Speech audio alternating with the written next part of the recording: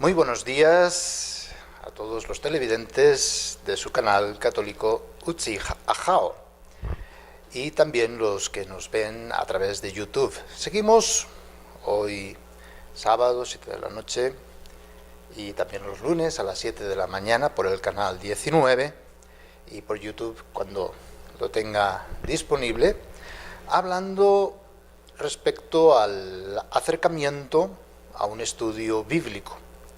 Hemos iniciado con el libro del Éxodo. Hemos dicho el por qué. Todos tenemos un lenguaje materno, el que hemos aprendido desde el seno materno, ¿verdad? Que hemos ido escuchando a través de nuestra mamá.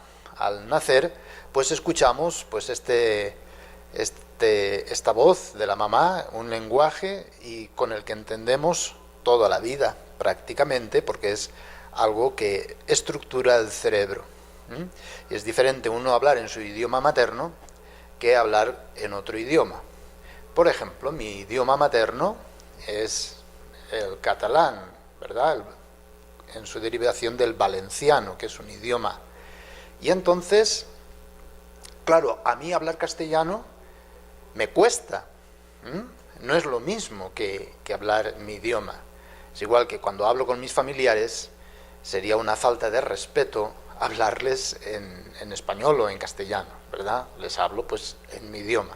Bien, pues dicho esto, hemos de comprender el Éxodo de la misma manera. Tenemos también un lenguaje de la fe, un lenguaje para podernos expresar. Y este lenguaje el lenguaje materno de la fe, es el Éxodo. Y solamente a partir del Éxodo podemos entender toda la Escritura, el punto de partida de nuestra fe, el camino de la fe y la plenitud o meta de la fe. Usar otro lenguaje sería, como decía antes, una falta de respeto, ¿verdad? Entonces nos entendemos en nuestro idioma. Por eso es tan importante iniciar con el Éxodo, porque el mismo Jesús, los mismos apóstoles, también San Pablo y las mismas cartas apostólicas, el Apocalipsis, la Iglesia durante todos los tiempos, durante las primeras comunidades cristianas y actualmente pues toman este lenguaje.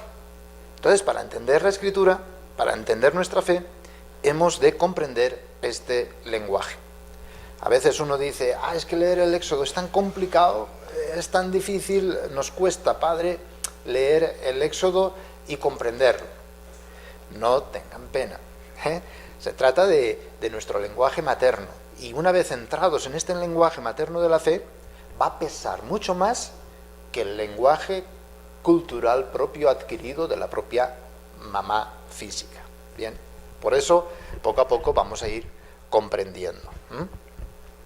Bien, ahora hemos ido viendo el Éxodo palabra por palabra, como mi intención era pues aprender a leer la Escritura. Es Dios quien nos habla a través de la letra escrita.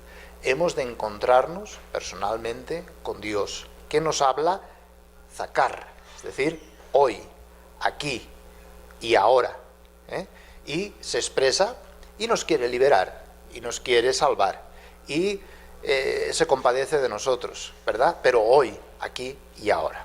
Hemos leído estos 4 primeros capítulos del Éxodo palabra por palabra. Ahora vamos a hacerlo de una forma ya general. Si alguien quiere seguir y debiera de hacerlo, puede hacerlo palabra por palabra desde esta forma de interpretación que hemos adquirido y aprendido. ¿Bien? El capítulo 7, versículo 14, hasta el capítulo 11, versículo 10. Aquí el Éxodo nos narra una epopeya cósmico-teológica. Es lo que comúnmente se entiende por las 10 plagas, ¿verdad? Fueron 7, fueron 5, fueron 9, fueron 10, fueron 12, hay distintas interpretaciones al respecto. Pero es una obra artística. El número 12 significa, sobre todo, plenitud, significa dominio del todo, del cosmos, ¿verdad? Que a partir de ahí ya no hay nada más. Bien, plagas, signo, milagro, castigo, azote, significa las señales que Dios da para llevar a la fe a los creyentes o para doblegar al que está en contra de los creyentes. Bien, sería la primera definición de milagro, prodigio, señal, que en otra ocasión podríamos ir hablando. Con las plagas de Egipto, Pascua, ácimos, verdadero y propio éxodo. En su esquema final se conocen hasta 10 plagas. Como decía, si leemos el Salmo 78, del 43 al 51, solo conoce 7, ¿verdad? Y nosotros vamos a estudiarlo más allá de las referencias geoclimáticas de Egipto, es decir, las plagas habían normalmente, ¿verdad?, este tipo de plagas en aquel tiempo, pero nosotros no nos fijamos en lo literalista, sino en lo literal, es decir, qué es lo que el autor quiere decir a través de estos aspectos. Lo que nos interesa es el elemento de la relación con Dios. Lo primero no es la narración en sí misma. Todo se desarrolla entre un mandato inicial del Señor y un endurecimiento progresivo del faraón. Al crescendo de la negativa del pecador corresponde el crescendo del juicio de Dios. Y alcanza su cima en la última plaga, la de los primogénitos, anticipando el rito hebreo de la consagración de los primogénitos de Israel. Ahí lo vemos en capítulo 13, versículo del 11 al 16. En esta última plaga ya no se trata simplemente de la naturaleza, que sigue un plan establecido por Dios, es decir, es el Dios de la naturaleza, de la creación, y hay un orden y todo es providente hacia el cumplimiento del proyecto de Dios. Es el mismo Yahvé que se reviste de una armadura cósmica y combate al lado de Israel y llega hasta el juicio más inexorable, el que golpea en la raíz misma de sus adversarios, en los primogénitos, ¿verdad?, en el futuro, porque en los niños, en los primogénitos, está el futuro de un pueblo. Del capítulo 12 al 13 se nos narra otra epopeya, la de la liberación. Es la Pascua. Aquí de repente la 10ª plaga es interrumpida y se nos habla de la fiesta, de la Pascua, de los ácimos, del sacrificio del cordero, de los primogénitos. Es decir, que hay una mezcla constante para decir todas las fiestas tienen que reunirse en una sola. La Pascua, la celebración de la salida de Egipto. El Mar Rojo era el conocido como el Mar de las Cañas, la laguna del nordeste del delta. Era la última frontera de la esclavitud. A partir de ahí empezaba la esclavitud de Egipto. En este sepulcro de agua quedará enterrado el cuerpo del viejo Israel y resurge el Israel nuevo y liberado. Sobre esta base teológica se desarrollará luego la interpretación bautismal cristiana del Éxodo. El hombre viejo queda sepultado en las aguas y surge el hombre nuevo hacia el hombre perfecto, que es Cristo, cabeza y cuerpo, y el cuerpo es la Iglesia. Se habla también de un fuerte viento, que habiendo soplado durante toda la noche, secó el mar. Este viento seco provoca espejismos de agua. Israel pasa, Los egipcios son devueltos exánimes sobre la playa cuando vuelven de nuevo las aguas de la laguna.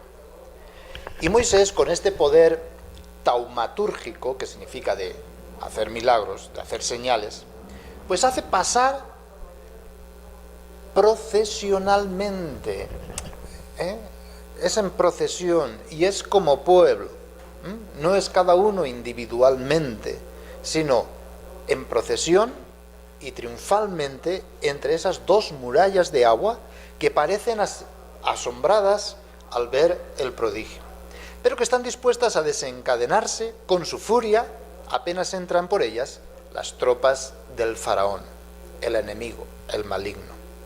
Dios combate al lado de su pueblo y vence todas las fuerzas del mal. Ahora lo que estamos haciendo es, literalmente, qué es lo que el autor quiere expresar. Bien, entonces ya sabemos que literalistamente, cuidado con fundamentalistas y sectas que toman esta filosofía o ideología extraña a la Escritura, para después ver como pueblo de Dios qué nos dice y personalmente qué dice cada uno. Eso ya les dejo a ustedes para los momentos de la intimidad de la oración. Seguimos. Se describe como una celebración hímnica el acontecimiento de Yahvé como un general que combate al lado de Israel con todas las fuerzas de la naturaleza y de la misma creación, haciéndonos ver que es el Señor de la naturaleza, Señor del cosmos y también Señor de la historia. A Dios no se le ha escapado la historia de las manos, sino que la guía, y la guía de una forma providente hacia el cumplimiento de su proyecto. Por eso se abre con un poema épico, una gran exaltación pictórica a la liberación, que leemos pues como salmo en la vigilia pascual, si se han dado cuenta, versículos del 1 al 12. Fechan los historiadores de forma distinta. El acontecimiento puede ser, fíjense, históricamente pues hablando, puede ser desde el siglo XII antes de Cristo hasta el siglo VI. 6 siglos, 600 años, que no se sabe muy bien, pero en esos años más o menos ocurrió. Se describe a Yahvé como el Señor, el guerrero, el Dios de los ejércitos, pero de los ejércitos de la creación, del cosmos, de la naturaleza y de la historia. Es la segunda parte del himno, de los versículos 13 al 18, ya es una actualización que abarca todo el episodio del Éxodo hasta la entrada en la tierra prometida. Por eso no lo leamos literalistamente, porque uno dirá, bueno, está describiendo una plaga y de repente describe todo esto, que la fiesta, que ya ha entrado el pueblo en la tierra prometida. Es decir, hemos de leer la Biblia desde pues la intención en que fue escrita, en que el autor tenía pues ello. Vamos a ver ahora entonces del capítulo 16 al 18.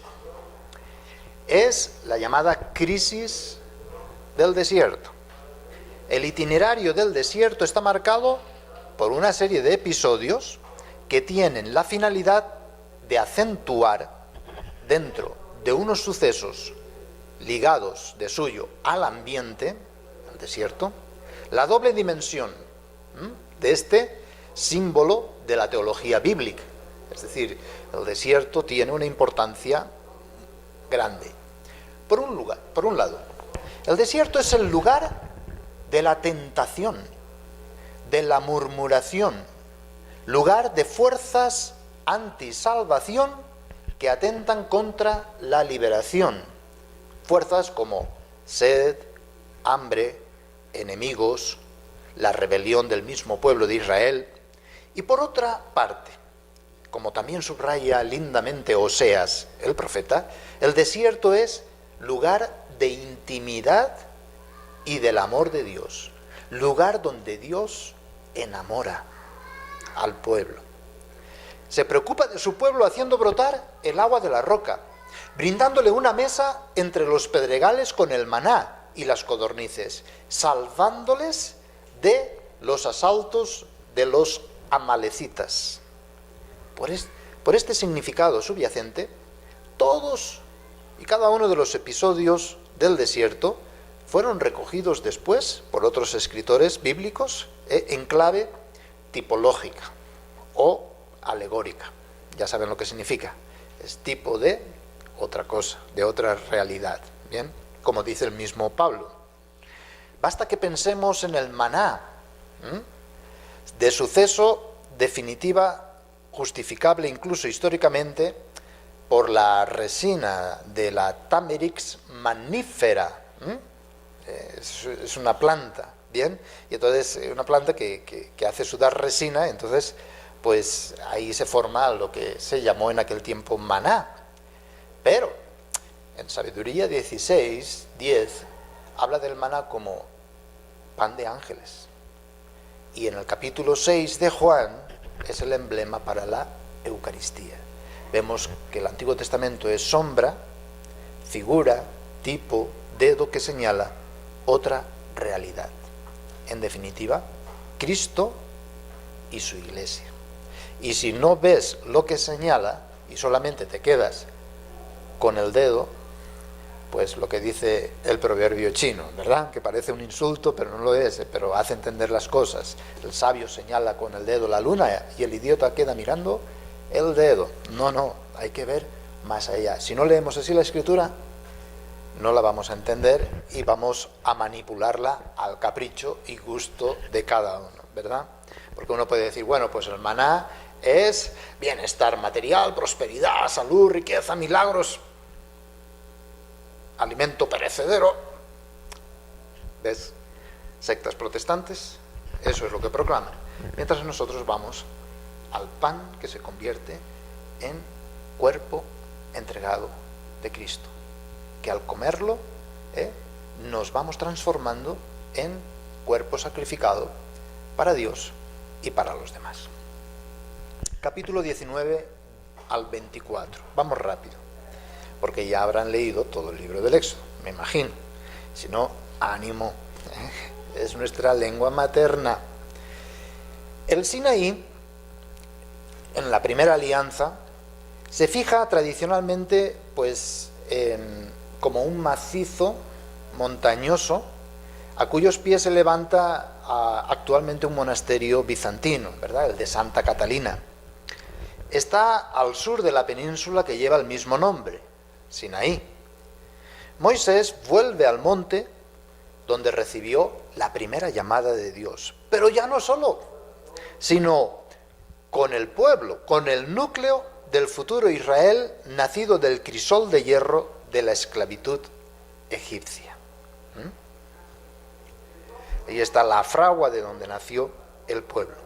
El acontecimiento del Sinaí se presenta en la Biblia según una categoría interpretativa que se llama Berit, es decir, alianza.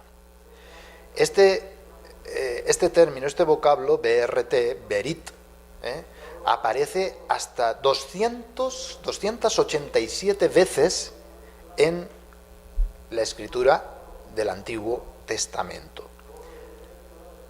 ¿Por qué tantas veces? Porque es bien importante.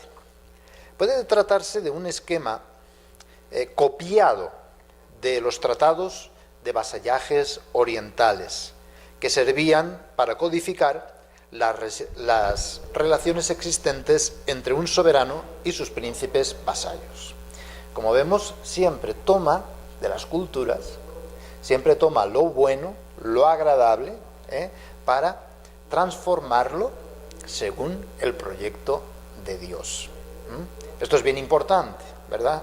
Porque hay muchos que dicen, no, es que eso es pagano, es que eso es profano, es que eso es... Mira, es que la misma Escritura y el mismo Pablo nos ordena, tomen todo lo que es bueno, virtud, agradable, que hay en el mundo.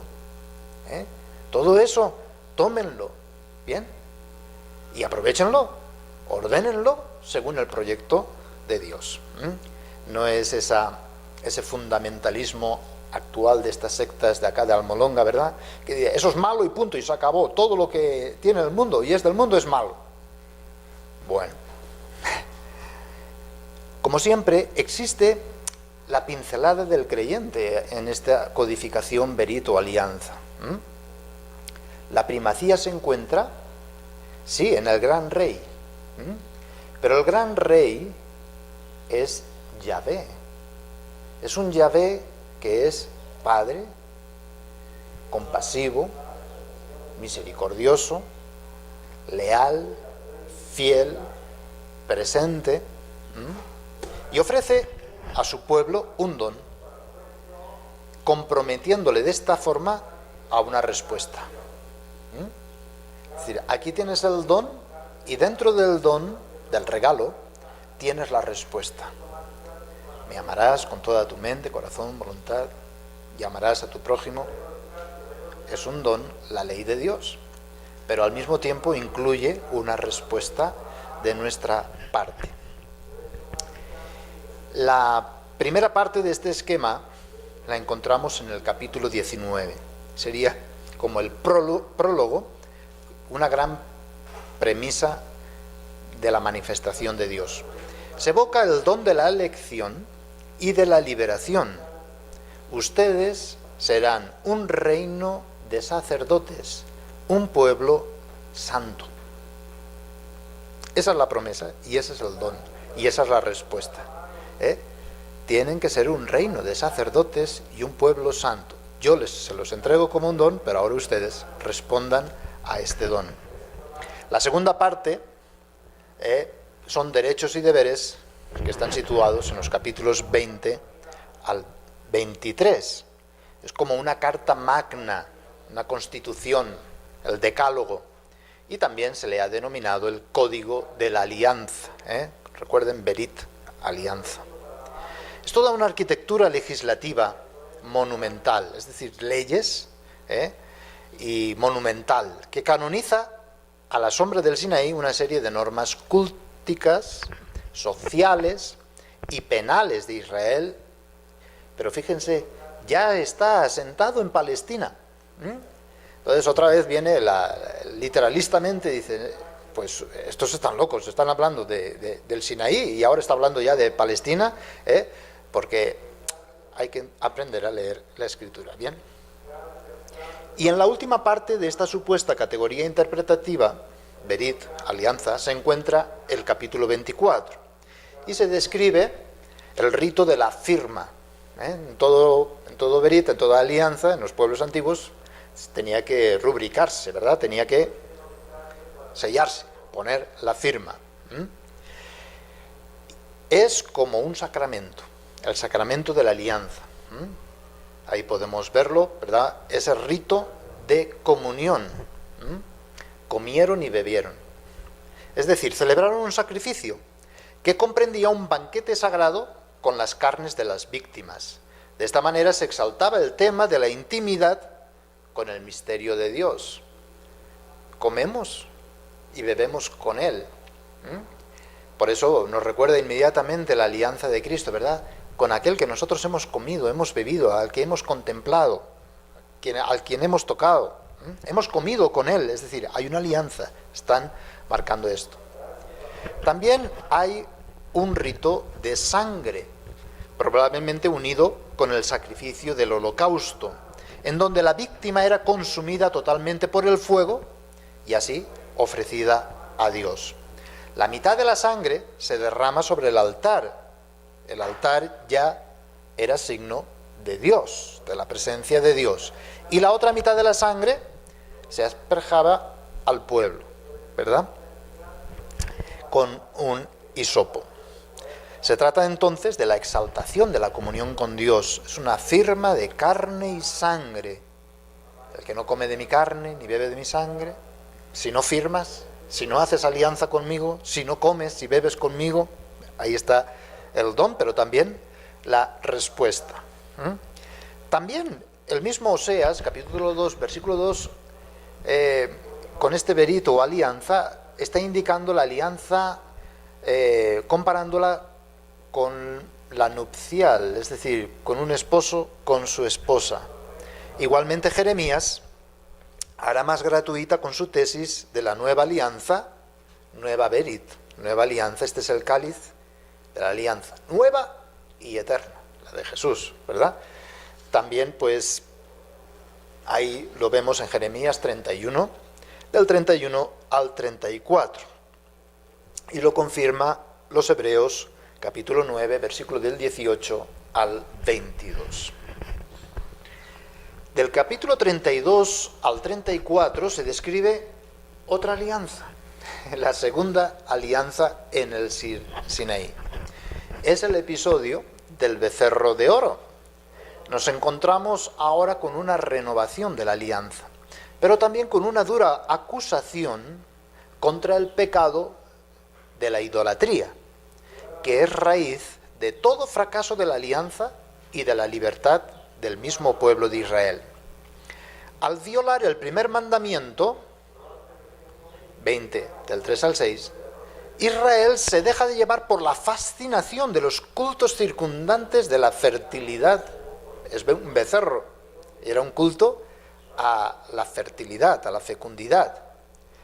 El Dios de la historia, fijémonos, del cosmos y de la naturaleza, se ve sustituido por un becerro o toro de oro, fuerte, fecundo, como Baal, que era el dios de los cananeos.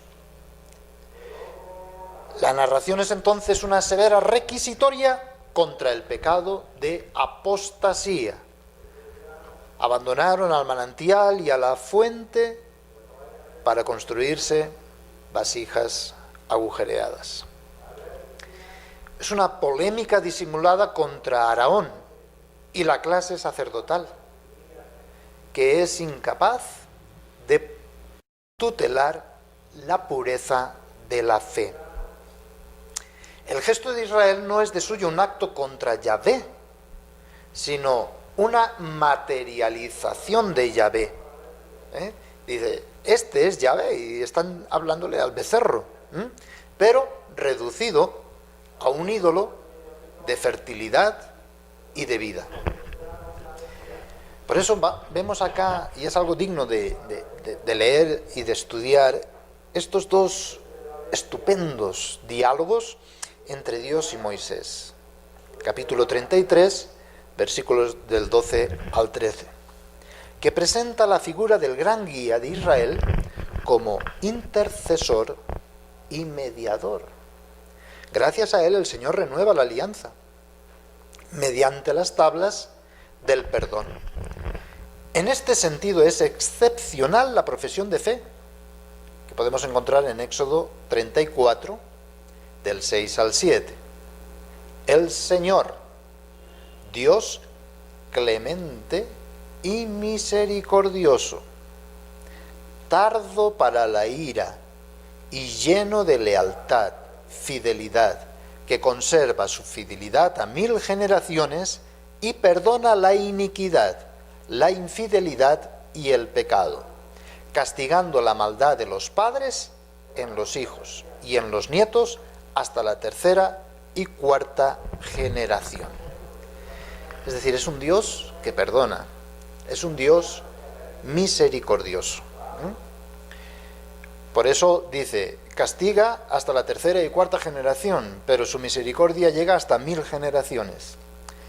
Entendamos esto, porque hay muchos literalistas, ¿verdad?, que dicen, ¿ves? Castigo de Dios. No, aquí no está diciendo eso. Si castiga por 3 generaciones, es misericordioso por 1000 generaciones. Es decir, algo exageradísimo. La misericordia puede más. Porque uno puede decir, ¿y qué culpa tiene de ser ciego? ¿De los padres, de sus antepasados? ¿Está castigándolo a Dios? No. Es para que se manifieste la gloria de Dios. La misericordia de Dios es más grande que todo eso. Y al final del relato permanece en la escena la figura de Moisés, un rostro bañado de luz, como que ha participado de la gloria de Dios. Es el ejemplo, modelo intercesor de fidelidad y de comunión con Dios. Fijémonos aquí con las traducciones. Al principio se traducía, porque tienen las mismas bases o consonantes, rostro iluminado, que cuernos. Por eso, si ustedes son dados a la pintura, Habrán observado que a veces a Moisés se le ponen cuernos, ¿eh? Y va en las pinturas tiene sus cuernitos. Si no, busquen por Google y ahí verán, y Moisés aparece con cuernos. Pero es una mala traducción. No dice que Moisés apareció con cuernos delante de la gente, no. Rostro iluminado, con el rostro iluminado, eso era lo que significaba. Lo que pasa es que hasta hace poco se ha descubierto el significado de cada una de las palabras. Es igual, por ejemplo, no dice tardo para la ira, sino todo es en símbolos. La palabra usada en hebreo es narices grandes, anchas, Es decir, cuando uno ve algo que no le gusta, que no le agrada, como que le falta aire, ¿verdad? Y entonces hace así y tiende porque está muy enojado con los demás, y como tiene narices pequeñitas, entonces al faltarle aire se enoja más y entonces castiga. Pero al decir que Dios tiene sus narices muy grandes, narices anchas, ¿verdad? Entonces cuando ve algo malo, como que si tragara oxígeno, y como tiene las narices anchas, pues es tardo para enojarse, ¿verdad? No hay tanto problema, ¿verdad?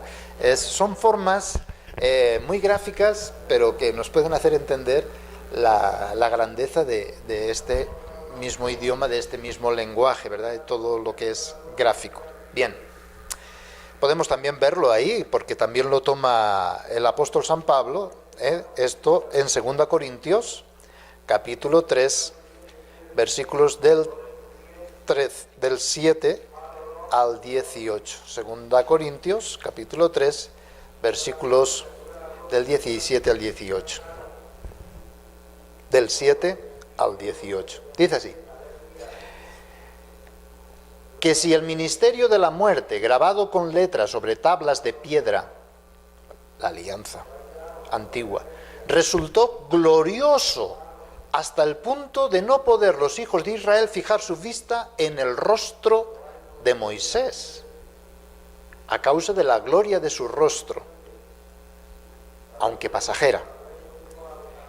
Y sigue diciendo: cuánto más glorioso no será el ministerio del Espíritu, porque aquello era sombra.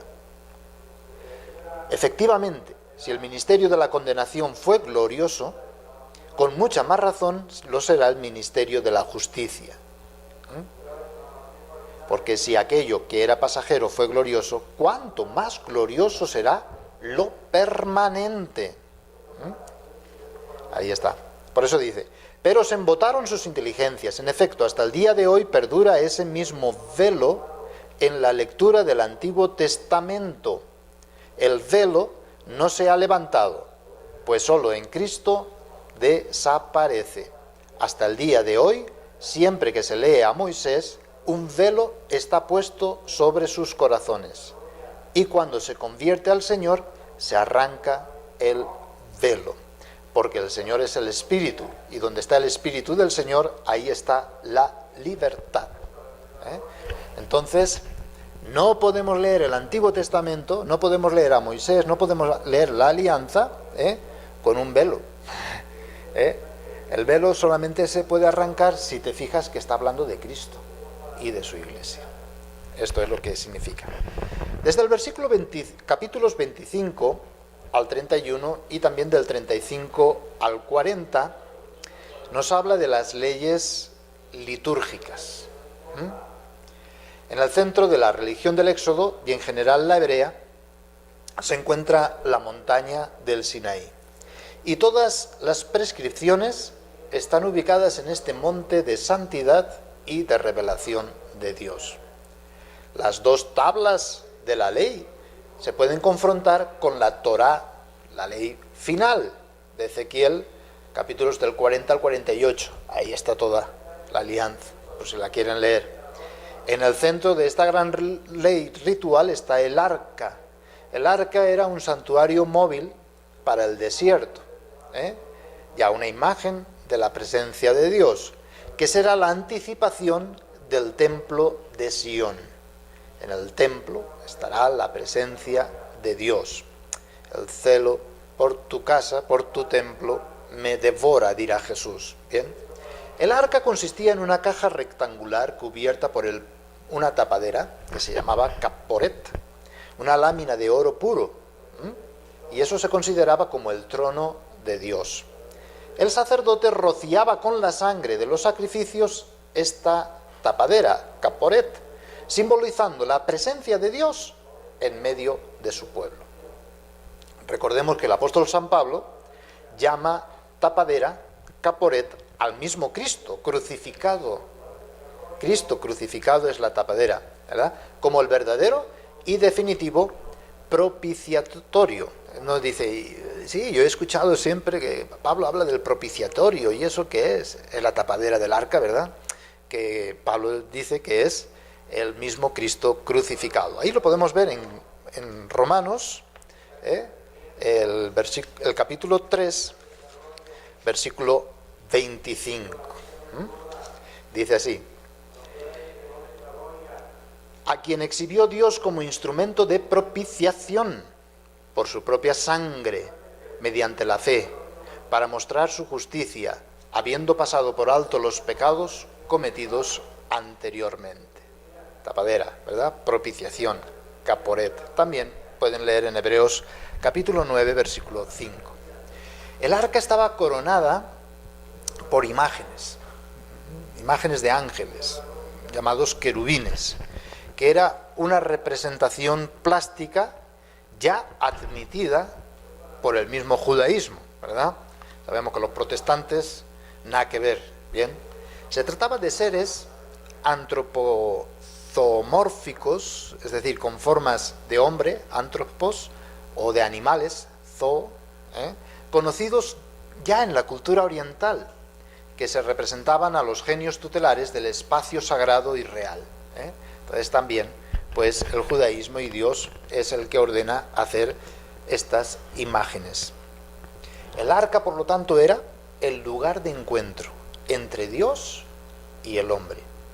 Por eso se le llama muchas veces, también lo habrán escuchado, tienda de encuentro, o sencillamente la morada de un Dios que es ahora nómada con su pueblo nómada, y que se asentará en Sión cuando se asiente su pueblo, a pesar de seguir siendo él el trascendente. Y hay una inmanencia con estas imágenes. Y aquí se nos describe un bosque de normas, leyes, prescripciones, y en todo lo que se refiere al arca, los sacerdotes, hasta los utensilios más sencillos y más simples, todo tiene su norma, ¿verdad? Esto atestigua el amor del hebreo por la liturgia, en la que confluía toda la historia humana de Israel y todo el contenido de su fe. En la base de este gran texto litúrgico está el concepto de lo sagrado, el kadosh, una esfera como separada, para llegar a la cual el hombre tiene que someterse a reglas y cautelas preventivas. Bien, esto también está en el Éxodo. A veces estos capítulos son tan difíciles de leer, y claro, y aburren, ¿verdad?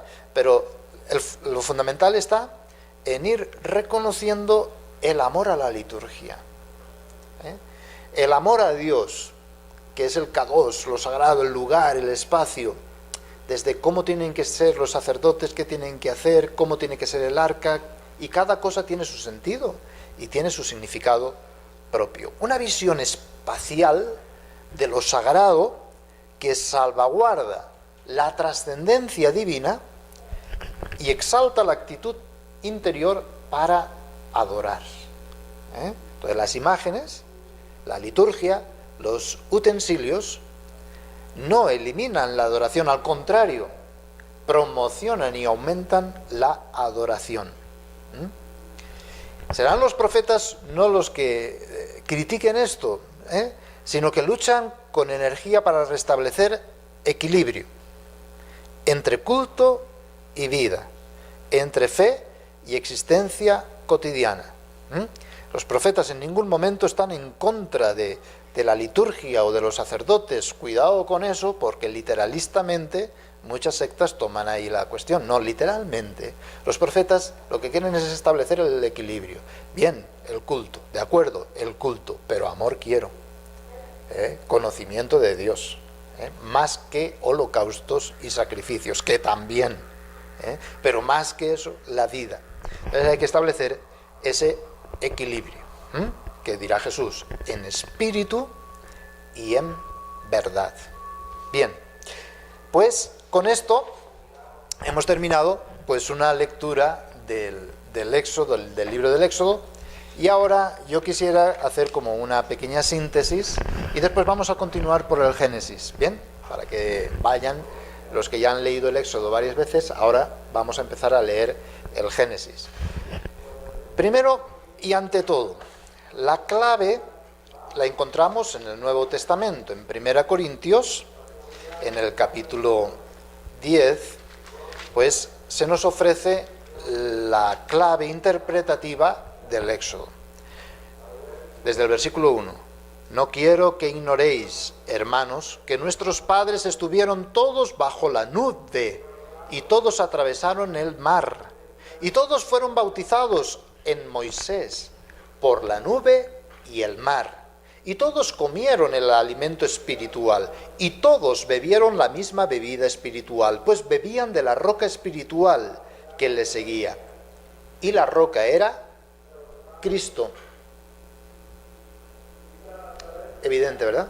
Está hablando del Éxodo, lengua materna, y está dándole su cumplimiento y superación. La roca es Cristo. Pero todos, pero la mayoría de todos no fueron del agrado de Dios, pues sus cuerpos quedaron tendidos en el desierto. Claro, ¿cómo vamos a entender esto si no entendemos el Éxodo? Si no lo hemos leído.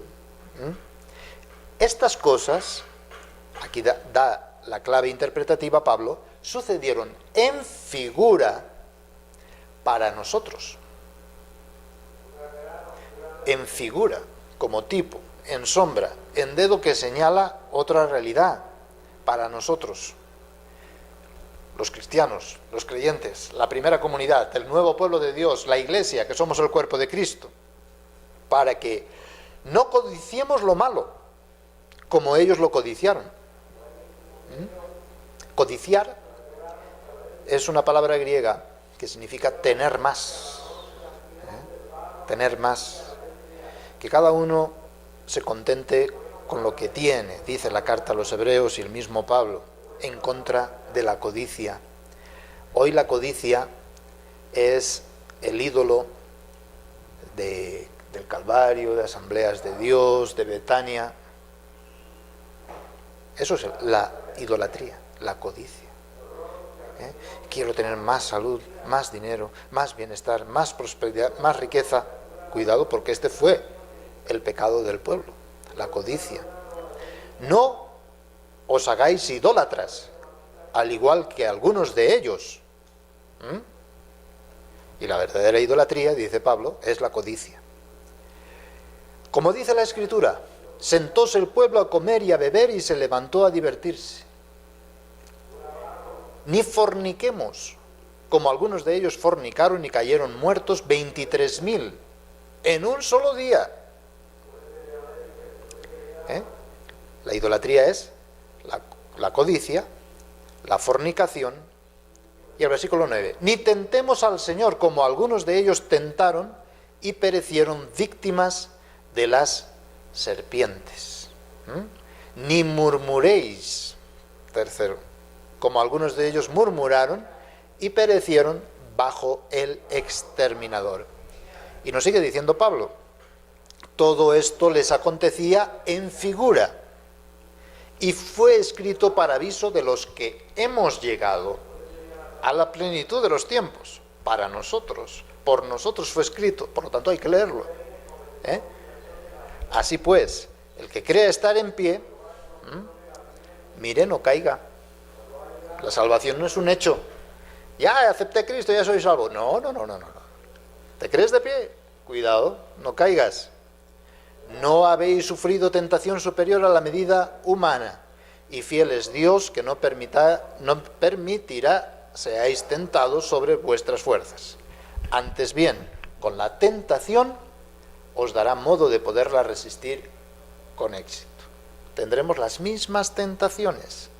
El Señor no nos va a impedir la tentación, sino que nos va a dar fuerza para vencerla. Pero eso depende de cada uno.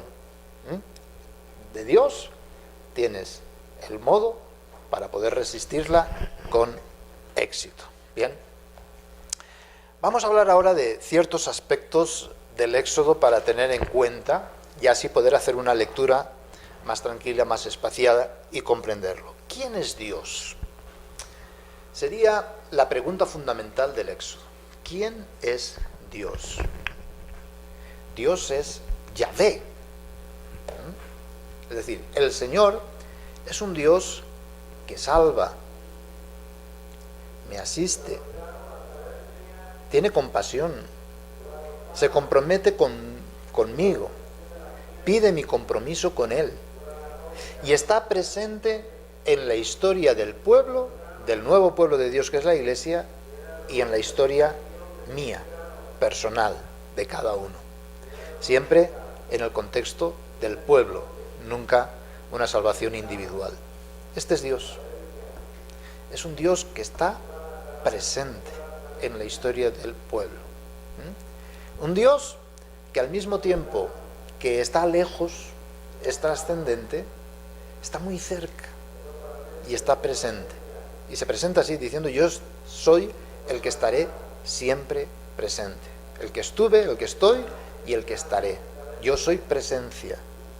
No temas. Todo el cosmos, la naturaleza y la historia se mueven en providencia para el bien de los que aman a Dios. Todo sucede para el bien de los que son amados por Dios, nos dice Pablo. Este es Dios. Este es Dios. Confía en Él. El acontecimiento que narra el Éxodo, continuando con esta síntesis, es la salida de la esclavitud. Pero fijémonos bien, se sale de la esclavitud para un encuentro personal con Dios, para la berit, para la alianza. Sí, es una fe nacional, el pueblo de Israel, el pueblo salvado es ese pueblo, el de Israel, el más pequeño entre todos los pueblos. Dios eligió a este pueblo, pero para ser testigos del Señor ante todas las gentes, ante toda la humanidad. También fueron elegidos los 12 apóstoles para que fueran testigos ante toda la humanidad. Bien, así es la acción de Dios.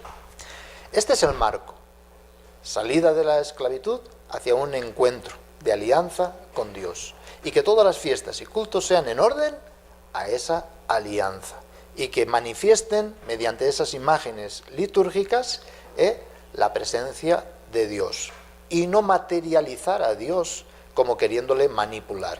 Clave. Ahí vemos todo un marco. Se dibuja en el enfrentamiento entre Dios y el faraón, las dificultades inherentes a una larga marcha por el desierto, la explicación de la fiesta de Pascua, que si primogénitos, sacrificio del cordero, que si los ácimos, estas prescripciones litúrgicas tan minuciosas. Sí, el Éxodo es el origen de una nación, de una comunidad nacional, de una familia, de los hijos de Israel, de un pueblo. Y esto nos indica que la historia tiene sentido, tiene un destino definitivo y último, pero tenemos que caminar. Y en esta historia Dios actúa, salvando, liberando y con su presencia. Y el pueblo elegido tiene un papel, un rol, una responsabilidad. Y es un pueblo que vive en tensión hacia un futuro de plenitud. Es decir, la salvación no se hace hoy, aquí, ahora, definitivamente, no. La salvación es en esperanza, dice San Pablo. Vamos caminando hacia ella. Vamos caminando hacia la plenitud. Y todo esto fue escrito para advertirnos: cuidado, el que dice soy salvo No está tan salvo. Cuidado, no caiga. Bien. También nos habla de Dios como el Elohim, el Dios de Israel, el Shaddai, ¿verdad? Más desde un culto y liturgia, es desde la tradición sacerdotal, así le llamaban a Dios, el Shaddai. Pero sobre todo es Yahvé, desde la tradición yavista, es decir, el que nos sacó de Egipto, el que guía de forma providente la historia, pero el absolutamente libre, no se deja manipular, no se deja materializar. Es cercano, sí, muy cercano, pero al mismo tiempo muy lejano, tan lejano que es imposible manipularlo. Es el Señor del cosmos, recordemos, los 12 signos de la naturaleza. Es el Señor de la historia. Se recuerda de los padres, que bendijo a los padres, y ahora recuerda a los hijos, y sigue bendiciendo a los hijos. Cierto que hay un castigo de 3, pero hay una misericordia de 1000 generaciones. Es decir, que es el Dios misericordioso, leal, rico en misericordia, tardo a la ira, de narices anchas, ¿verdad? Es Señor de la historia porque tiene un proyecto y lo va a llevar a cabo. Es decir, ¿Dios es malo porque endurece el corazón del faraón? No.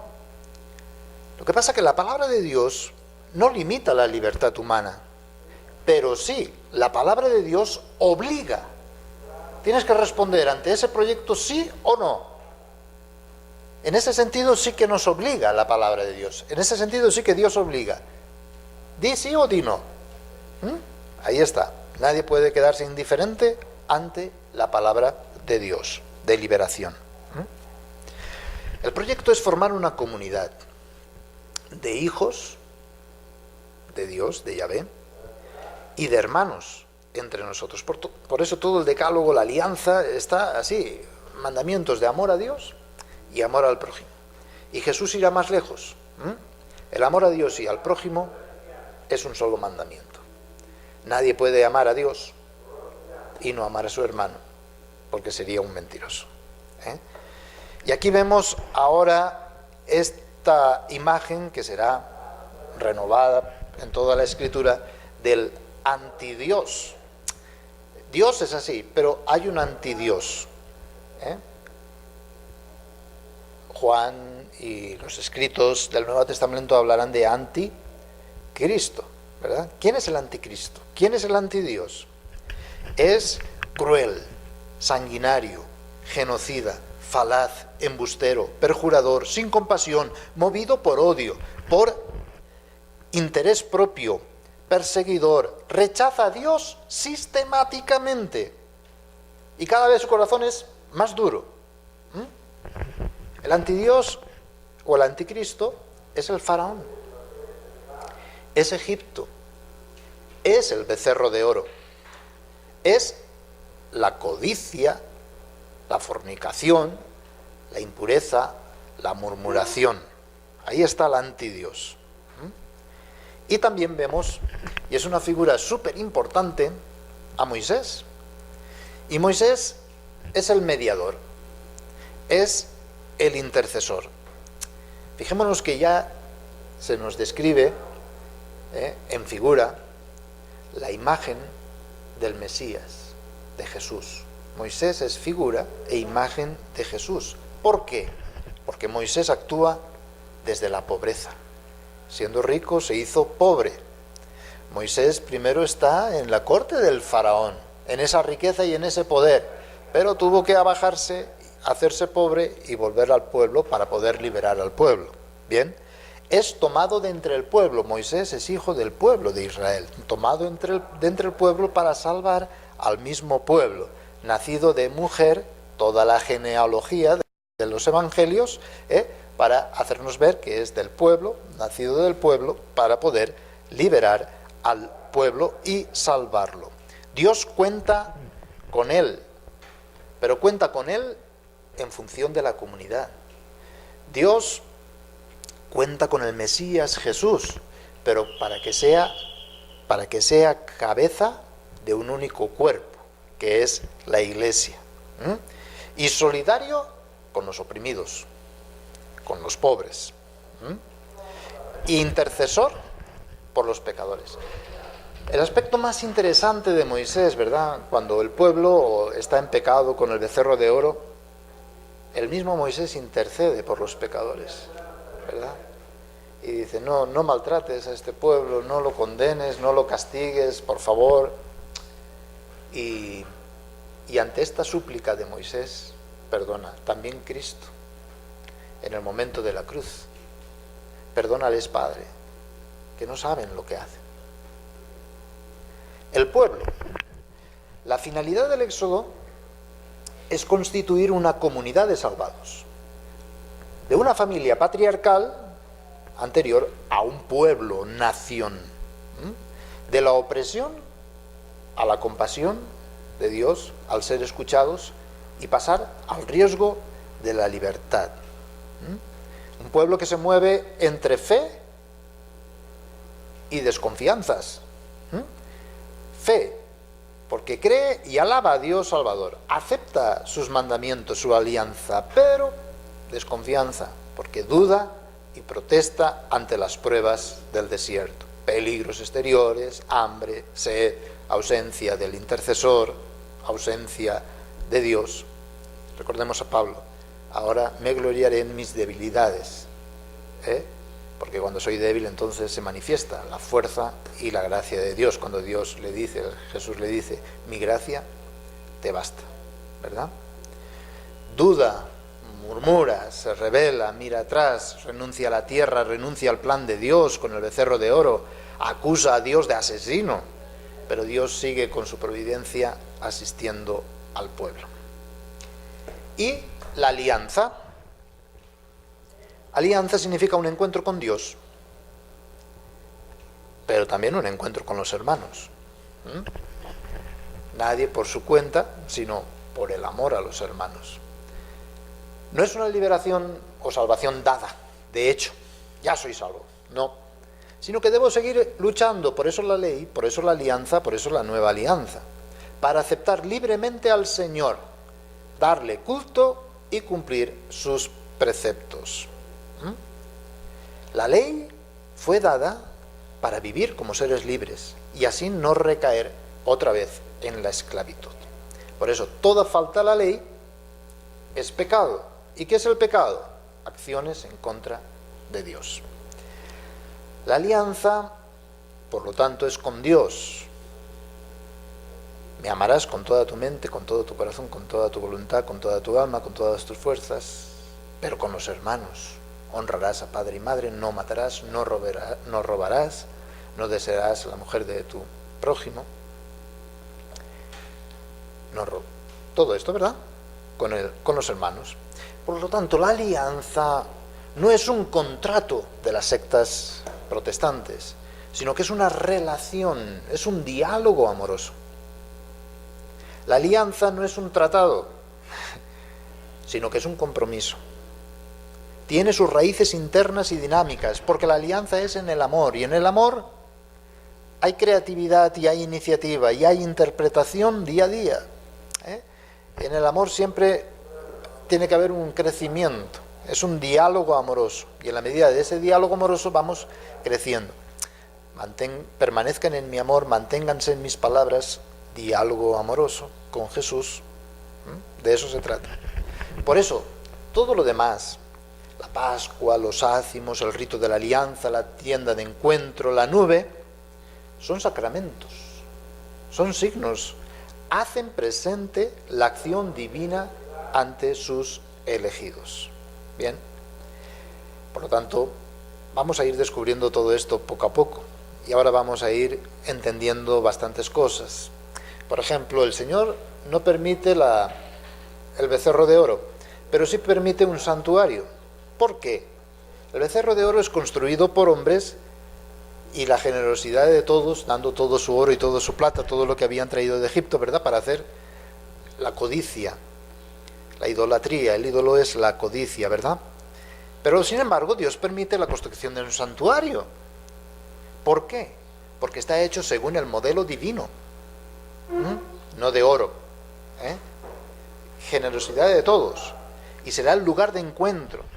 Y el templo está hecho según el Génesis. Por eso, lo próximo que vamos a estudiar es el Génesis, la creación del mundo, interpretado por la tradición sacerdotal, es la construcción del templo de Dios, el lugar de la morada de Dios. Dios se hace su morada, Dios se hace su templo, ¿verdad? Y entonces los hombres construyen el templo a imagen de los 7 días creados, y por eso diríamos que el sábado también será el día, pues, dedicado a esto, todo a imagen de la creación. Yo habitaré en medio de ustedes, sería la clave de interpretación. Muy bien, pues hasta acá el libro del Éxodo. Si tienen preguntas, comentarios, cuestiones o dudas, pues lo pueden hacer a través del teléfono o de internet. Gracias y nos seguimos viendo y escuchando en Utsig Ajao.